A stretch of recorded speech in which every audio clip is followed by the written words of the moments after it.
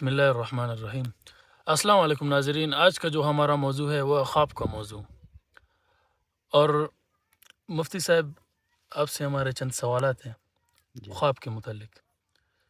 پہلا سوال آپ سے یہ ہے کہ خواب کی کتنی اقسام ہیں اور اس کی شرعی حیثیت کیا ہے؟ بسم اللہ الرحمن الرحیم۔ خواب کے 3 اقسام ہیں۔ پہلا قسم انسان کے جو خیالات ہوتے ہیں،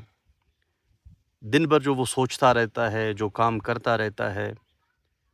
اس کے گرد و پیش جو حالات ہوتے ہیں وہی ان کو خواب میں نظر آتا ہے۔ دوسرا قسم شیطانی توہمات کہلاتا ہے۔ شیطان کی طرف سے کوئی وسوسہ ہوتا ہے اور کوئی وہم ہوتا ہے جو اسے خواب میں نظر آتا ہے۔ تو یہ جو 2 اقسام ہیں، اس کی کوئی شرعی حیثیت نہیں ہے۔ تیسرا خواب کا قسم جو اللہ کی طرف سے الہامات کی صورت میں ہوتا ہے، بشارتوں کی صورت میں ہوتا ہے۔ اس کے متعلق رسول اللہ صلی اللہ علیہ وسلم فرماتے ہیں کہ جو خواب دیکھتا ہے اور وہ سچا ہوتا ہے، سحری کے وقت ہوتا ہے، تو وہ نبوت کا 46واں حصہ کہلاتا ہے۔ تو اس میں مومنین کے لیے بشارت ہوتی ہے۔ اب چونکہ ایک بندہ کوئی فرق تو نہیں کر سکتا کہ کون سا خواب میں نے دیکھا ہے، توہمات والا ہے یا انسانی خیالات والا ہے یا اللہ کی طرف سے الہام کی صورت ہے، تو اس لیے یہ کوئی شرعی حجت نہیں ہے۔ اس پہ ہم کوئی حکم لاگو نہیں کر سکتے ہیں کہ لوگوں کو بتائیں کہ بھئی یہ خواب دیکھا گیا ہے اور آپ اس مطابق عمل کریں اور اس طرح کریں۔ تو خواب صرف خواب دیکھنے والے کے لیے ایک بشارت ہے، خوشخبری ہے، اس حد تک اس کی حیثیت ہے۔ میرا آپ سے دوسرا سوال یہ ہے کہ مفتی صاحب، کوئی شخص حضور صلی اللہ علیہ وسلم کو خواب میں دیکھے اور حضور صلی اللہ علیہ وسلم اس کو حکم دے، اس حکم کی کیا حیثیت ہوگی؟ یقیناً آج کل یہ چیز بہت ہے کہ لوگ دعویٰ کرتے ہیں کہ ہم نے نبی علیہ الصلوۃ والسلام کو خواب میں دیکھا ہے، اور اس کے لیے وہ بتاتے ہیں کہ اتنا نورانی چہرہ، سفید داڑھی، لمبا قد، غرض مختلف حلیے وہ بتاتے ہیں۔ اس حوالے سے یہ دیکھنا چاہیے کہ جو خواب بیان کرنے والا ہے، کیا وہ رسول اکرم صلی اللہ علیہ وسلم کا حلیہ شمائل کے مطابق بتا رہا ہے جو آپ صلی اللہ علیہ وسلم کے حلیہ مبارک حدیث میں موجود ہے کہ آپ کا حلیہ کیسا تھا، آپ کا قد کیسا تھا، آپ کا چلنا اٹھنا بیٹھنا، غرض نبی علیہ الصلوۃ والسلام کے سارے حرکات و سکنات احادیث میں موجود ہیں۔ سب سے پہلے تو یہ دیکھنا ہوگا کہ اس شخص نے جو دیکھا ہے کیا وہی صورت دیکھی ہے اس نے یا کچھ اور۔ دوسری بات جو حدیث میں آتا ہے کہ نبی علیہ السلام فرماتے ہیں کہ شیطان میرے صورت میں نہیں آ سکتا۔ تو جو نبی علیہ السلام کا حقیقی صورت ہے اس میں شیطان نہیں آ سکتا۔ باقی کسی بھی شکل میں آ کر دعویٰ نبی علیہ الصلوۃ والسلام کا کرے اور کسی کو دھوکہ دے، یہ ممکن ہے، لیکن نبی علیہ الصلوۃ والسلام کا جو حقیقی صورت ہے، حلیہ ہے، اس میں وہ نہیں آ سکتا۔ تو اس حوالے سے نبی اکرم صلی اللہ علیہ وسلم کو جس نے خواب میں دیکھا، اس کو کوئی حکم دیا گیا، تو اس حکم کا تعلق صرف اس کی حد تک کہ اس کے لیے کوئی بشارت، اس کے لیے کوئی خوشخبری ہو سکتی ہے، کیونکہ ہمارے پاس قرآن مقدس موجود ہے، ہمارے پاس رسول اکرم صلی اللہ علیہ وسلم کا سیرت موجود ہے، احادیث مطہرہ موجود ہے، اور نبی علیہ الصلوۃ والسلام نے فرمایا کہ دین مکمل ہے، کامل ہے انسانیت کے لیے۔ جب دین کامل اور مکمل ہے تو اس میں کوئی نئی حکم کی گنجائش نہیں رہتی ہے۔ اگر کوئی بھی حکم ہمیں ملتا ہے نبی علیہ الصلوۃ والسلام کی طرف سے خواب میں، تو اس کا صرف اس شخص کے ذات کی حد تک ہوتا ہے، لیکن اس میں پھر بھی یہ دیکھنا ہوگا ہمیں کیا وہ اسلام سے متصادم ہے یا نہیں، کیونکہ آپ صلی اللہ علیہ وسلم جو حکم دیتے ہیں ظاہر ہے اس کا دوبارہ تنسیخ تو نہیں فرماتے ہیں کسی کو خواب میں۔ تو اس حوالے سے یہ ذہن میں رہے۔ دوسرا، مولانا انور شاہ کشمیری رحمہ اللہ ایسے خوابوں کے متعلق فرمایا کرتے ہیں کہ یہ انسانی خیالات کے ساتھ ان کا تعلق ہے۔ جس طرح انسان سوچتا ہے یا اس کا گرد و پیش جو حالات ہوتے ہیں اسی مطابق وہ خواب میں دیکھتا ہے۔ رؤیائے خیالیہ کا وہ اسے زمرے میں قرار دیتے ہیں۔ تو اس حد تک اس کی حکم ہے، باقی اس کا کوئی ایسا حکم نہیں ہے کہ ہم اس کو عوام الناس پر لاگو کریں، کوئی اس کو تحریکی شکل اختیار کرائیں لوگوں کو اور سارے لوگوں کو اس کی طرف ہم متوجہ کریں۔ حضرت میرا آپ سے سب سے آخری سوال جو اہم پوائنٹ ہے، جو آج کل لوگ اس کے بارے میں بہت سارے سوالات بھی کر رہے ہیں اور لوگوں کے ذہن میں بہت سارے سوالات بھی آ رہے ہیں اس کے بارے میں، حضرت جی مجھے آپ یہ بتائیے کہ آج کل جو خواب کے بارے میں جو چرچا چل رہا ہے کہ کسی نے حضور صلی اللہ علیہ وسلم کو خواب میں دیکھا اور حضور صلی اللہ علیہ وسلم نے اس کو بتایا کہ اسرائیلی مصنوعات کا اگر آپ بائیکاٹ نہیں کرتے تو آپ میری امتی نہیں ہے، اس کے بارے میں آپ کا کیا تجزیہ ہے؟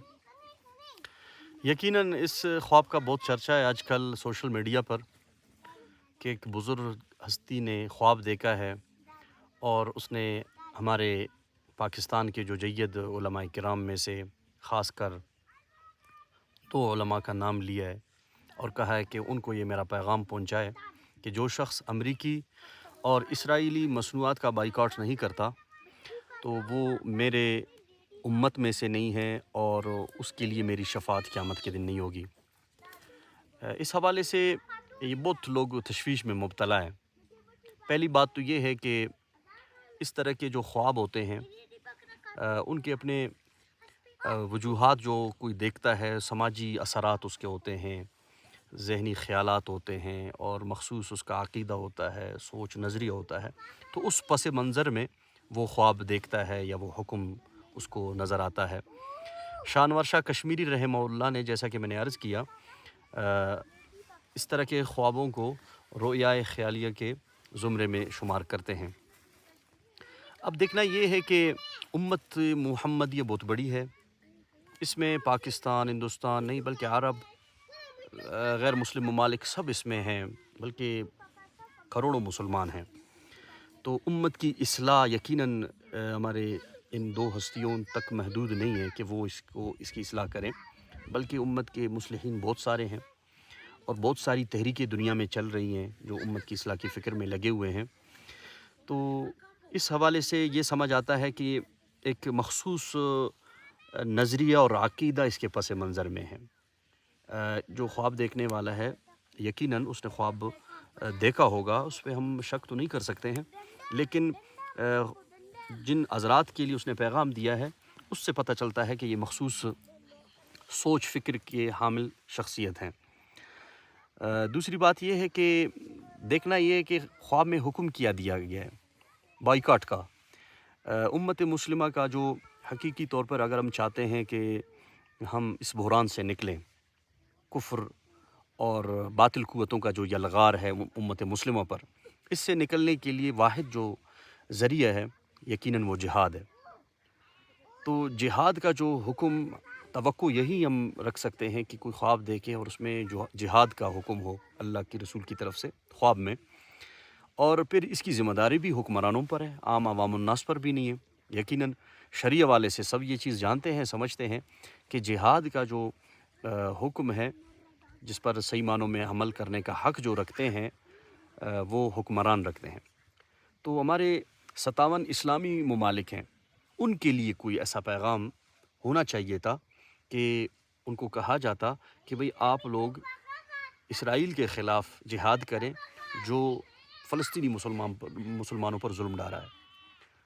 اور خواب میں اگر یہ آ رہا ہے کہ ان کے مصنوعات کا بائیکاٹ کیا جائے، یہ ایک شکست خوردہ پالیسی ہوتی ہے کہ آپ کچھ کر بھی نہیں سکتے ہیں، آخری حد یہ ہوتا ہے کہ آپ بائیکاٹ کرتے ہیں۔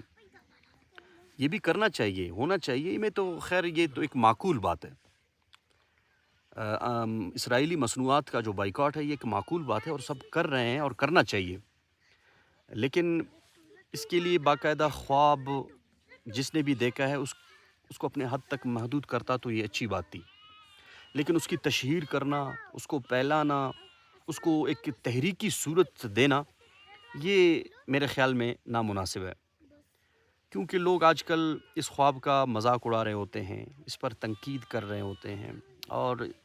مختلف قسم کی باتیں اس حوالے سے چل رہی ہوتی ہیں۔